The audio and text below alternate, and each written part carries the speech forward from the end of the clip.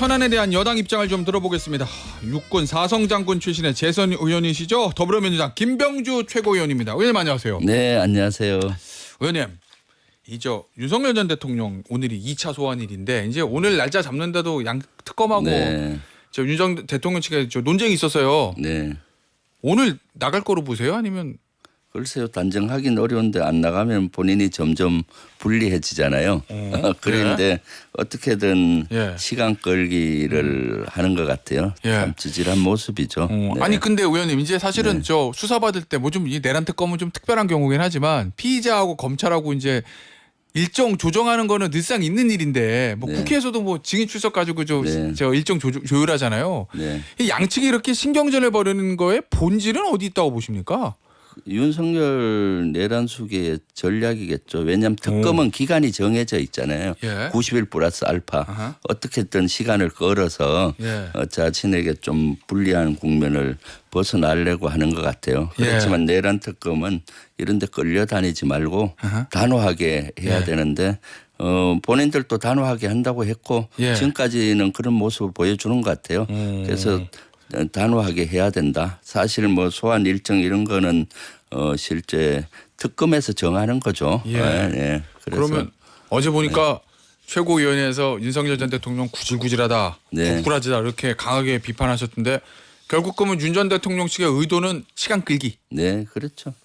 소나기는 피하자 뭐 이런 말씀이신 거예요? 네, 그렇죠. 사실 뭐 일국의 대통령까지 했던 사람이 뭐 그렇게 구질구질한지 모르겠어요. 오라고 가서 받으면 되고 본인이 검찰총장이나 검사 시절에는 또 자기 주도로 했을 거 아니에요. 세상에 검찰에 가서 조사받는 사람 중에 일정을 가지고 이렇게 밀고 당기게 할 수 있는 사람이 몇 명 있겠어요. 우리 대한민국에. 그러니까 이런 모습이 국민들에게는 더 안 좋게 보여지는 거죠. 아니 일부 어제 언론 노컷뉴스 단독 보도한 거 보니까 의원님 이게 첫날 조사받을 때 오전에 저 윤석열 전 대통령 측에 전혀 예상하지 못한 핵심 증거를 특검이 제시해서 윤 전 대통령이 충격받아서 그래서 본인한테 불리할까 봐 수사도 거부하고 조사도 미루고 이러는 거다. 이거 특검 관계자의 전언이다. 이렇게 보도를 했거든요. 의원님 어떻게 보셨어요? 저 윤석열 전 대통령 측이 뭔가 궁지에 몰렸다. 그런 인상을 좀 받으셨어요, 의원님도? 네, 저도 그렇게 노컷뉴스 얘기로 들어보면은 어떤 충격적인 어떤 충격을 받았다고 했을 때 어떤 자기가 예상 못했던 어떤 핵심 증거 이런 것들을 들어대지 않았나 싶어요. 예를 든다면은 뭐 전에 체포 과정에서 총이나 뭐 이런 걸 써라라고 했다는 의혹이 있었잖아요. 있었죠. 정의원들한테 그런 거에 대한 어떤 예를 든다면요. 그런 의혹이 있었는데 그런 건 증거가 없을 줄 알았는데 증거를 내밀었을 때 당황스럽고 그런 경우는 참 아주 본인에게도 대단히 불리한 그런 거잖아요. 그랬을 때 그래서 아마 오후에 다른 핑계로 수사관을 바꿔달라 조사관을 뭐 이런 식으로 했던 것이 아닌가 싶어요. 의원님. 그런데 어쨌든 내란죄 자체에 대해서는 이미 재판이 진행 중이니까 추가 수사에서 기소는 안 되는 거고 그리고 뭐 체포 방해나 뭐 증거면 요건 사실 좀 부수적인 거고 그러면 결국 이제 본질은 내라는 수사가 끝났으니까 외환죄잖아요. 윤석열 전 대통령에 대해서. 이 외환죄 부분인데 이게 MBC가 보도한 거 보니까요, 의원님.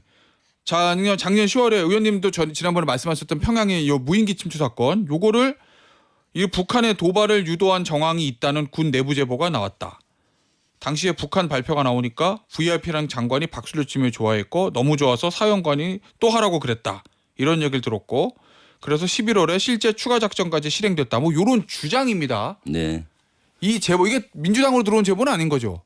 제가 알기로는 박선원 의원실하고 부성찬 의원실 쪽도 좀 들어온 것 같고 MBC도 받은 것 같고 그런 것 같아요. 이 제보의 신빙성이 있습니까? 저는 있다고 봐요. 왜냐하면 거기에 관계되는 실무 간부가 한 것 같아요. 그때 느꼈던 거를 이제 제보한 걸로 봐서는 저는 신뢰도가 높다고 보여지고요. 그래서 10월에 평양 무인기 사건이 있었고 11월에도 또 시도를 했다고 하지 않습니까? 그러니까 보는 실제 10월에 있었던 거는 저도 여러 가지 제보를 받아서 그때 평양에 들어갔던 무인기와 연천에 떨어졌던 무인기 형태가 같고 평양에서 발표한 비행 경로 그 백령도를 에서 서해를 경유해서 갔던 거와 또 제보자가 얘기하는 경로가 또 비슷하고요. 이런 여러 가지 정황으로 봤을 때는 대단히 신뢰도가 있다라고 보여지고 이런 것들을 이제 특검에서 수사를 해서 명명백백히 외환죄를 밝혀야죠. 사실 너무나 그 당시 이상했잖아요. 평양까지 무인기를 보내는 사례가 없고 그리고 거기에다 전단을 또 북한이 가장 아킬레스건이라고 하는 북한에서 얘기한 최고 존엄에 대한 비방의 전단을 보냈잖아요. 그 정도면은 예전 같으면 북한이 바로 맞대응해서 우리 대한민국을 향해서 북한 군부에서 도발을 하는 거거든요.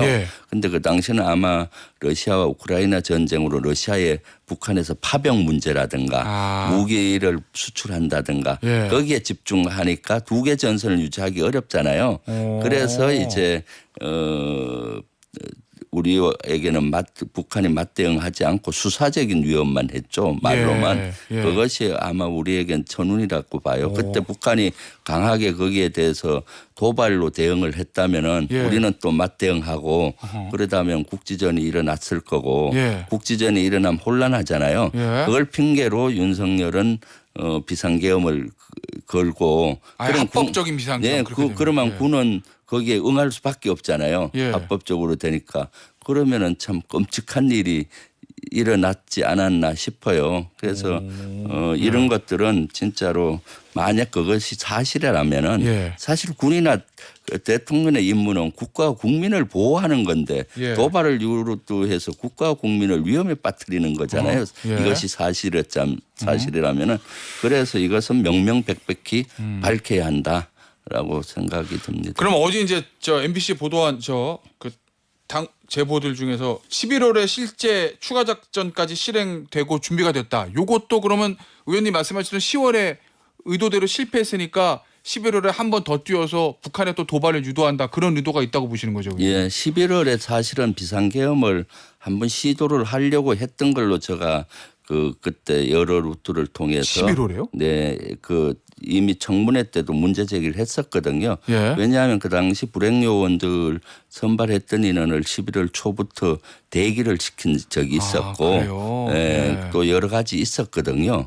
그러다가 이제 그때 윤석열 대통령도 그때 해외 순방이 있어서 곧 전에 할 건가 말 건가 고민한 흔적들이 좀 있어요. 그래서 아마 그때 11월에도 그런 것들을 기도하지 않았겠느냐라고 의심을 했는데 지금 증언에 11월 달도 있었다라고 실무자들이 지금 증언을 하고 있잖아요. 그래서 그런 것들을 자세히 해야 된다. 수사를. 그러면 의원님 말씀을 쭉 들어보면 그렇게 북한의 어떤 국지전을 유도해서 합법적인 비상계엄을 하려고 했는데 북한이 이제 우크라이나 전쟁 때문에 걸려들지 않아서 그래서 그냥 할 수 없이 12월에 요건이 성숙되지 않았는데 그냥 비상계엄을 실시했다 이런 말씀이신 거예요? 사실 거기에는 또 하나 요인이 있었는데 10월 30일 날 제가 처음으로 김용현 탄핵을 언급을 했어요. 최고위원회에서 우크라이나에 우리 군을 국회 동의 없이 보내면은 국방부 장관 탄핵하겠다. 그래서 그때 아마 많이 놀랬을 거예요. 장관이 탄핵을 당하면은 자기들이 비상계엄 이런 걸 준비하고 있었는데 일단 징구정지니까 국회 통과되면 못할 거 아니에요. 그래서 아마 11월에 하려고 땡겼을 것 같고 11월 말에 또 김용현 국방부 장관 탄핵 얘기가 나왔어요.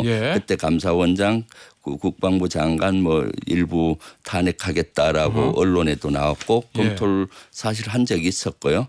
그러다가 김용현은 안 하고 감사원장만 했는데 본인들은 또 그걸 오판했을 수도 있죠.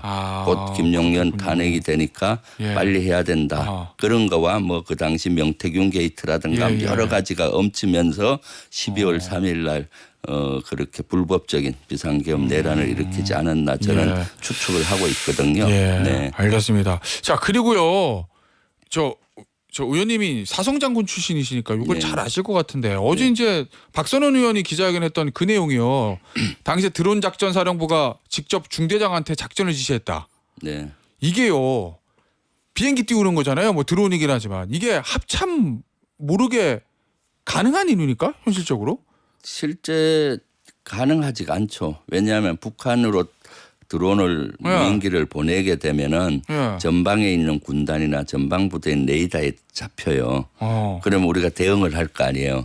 그렇기 때문에 아마 합참 고위급들은 알지 않았나 싶어요. 사실. 아 그래요? 네네. 그러면 합참 내에도 뭔가 이 공모라고 그래야 되나?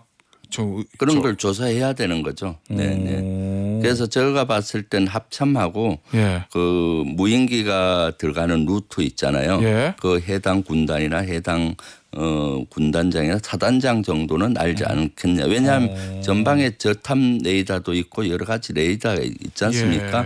그럼 북한으로 무인기가 가게 되면은 분명히 그런 것들 확인되면은 또 사단이나 군단에서 대응할 거 아닙니까? 또 갔다가 복귀할 때 무인기가 복귀하는 걸 그런 정보를 모르면 북한 무인기로 알고 또 거기에 대한 응사를 하고 작전을 할 거 아닙니까? 그렇기 때문에 아마 말단부대에서 몰랐을 텐데 고위급은 그런 사항이 있으면 야 그거는 뭐 아니야 이렇게 할 수 있기 때문에 알지 않았겠나라는 게 저의 추측인데 그걸 그래서 수사를 해야 되는 거죠. 근데 의원님 이거 물어보면 특검이든 뭐 물어보면 아니 통상 작전입니다. 네.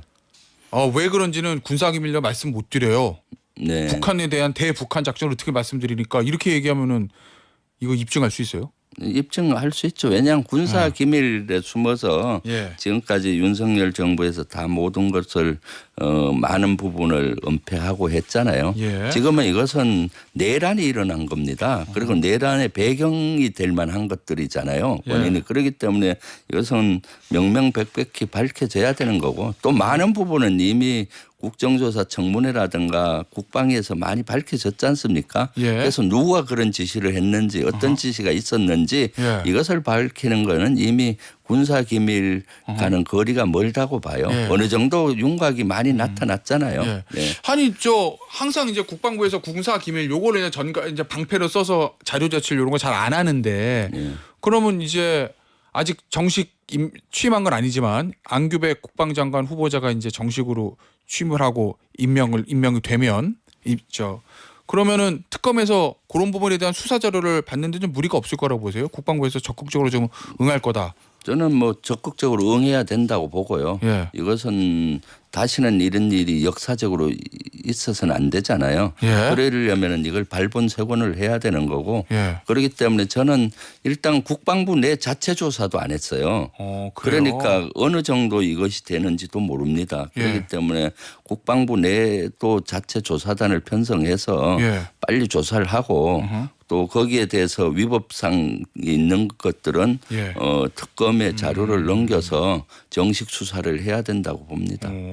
아무래도 이제 외환죄 관련은 이제 군 관련 수사고 뭐 군사 기밀이 필연적으로 따라올 수밖에 없고 뭐 그런 부분 때문에 보안 때문에 이제 서울고검 청사에 내란 특검 사무실을 꾸렸다 뭐 이런 보도도 있던데 사성 장군 출신으로 이 부분 군 관련 수사에 대해서 좀 내란 특검 쪽에 유의할 거 이런 거 좀 조언해 줄 거 없으세요? 네, 내란 이런 군 관련 수사는 수사관들도 비밀 인가증을 받아야 됩니다. 아, 그래요? 그래서 2급이라든가 이걸 받으면은 거기에 대한 비문을 접근해서 볼 수가 있어요.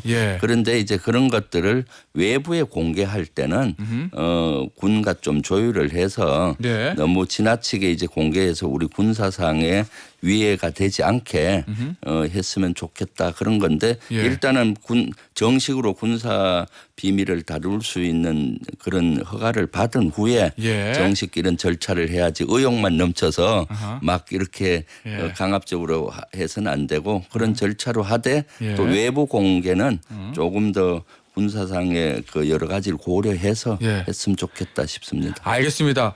저 다른 특검 얘기 하나 해볼게요, 의원님.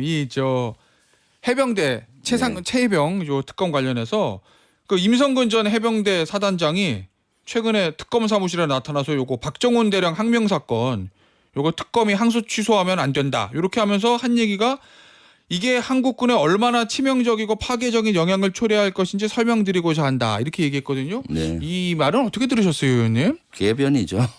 궤변이다. 네. 예. 왜냐하면 박정훈 대령은 위법한 지시에 불응을 한 거잖아요. 위법한 지시에 불응하는 거는 항명이 아닙니다. 이것은 내란에서도 내란 특검팀에서도 위법한 거기 때문에 항명이 아니다라고 항소 취소를 하려고 한 것 같아요. 예. 저는 거기에 전부터 그걸 누누이 강조했고요. 왜냐하면 박정훈 대령은 법과 규정에 따라서 한 겁니다. 예. 그런데 거기에 뭐 윤석열 경로설이니 누군가 윤석열이나 누군가 개입이 돼서 갑자기 바꾼 거잖아요. 법을 초월해서. 예. 그렇기 때문에 박정훈 대령은 저는 법과 규정대로 했기 때문에 예.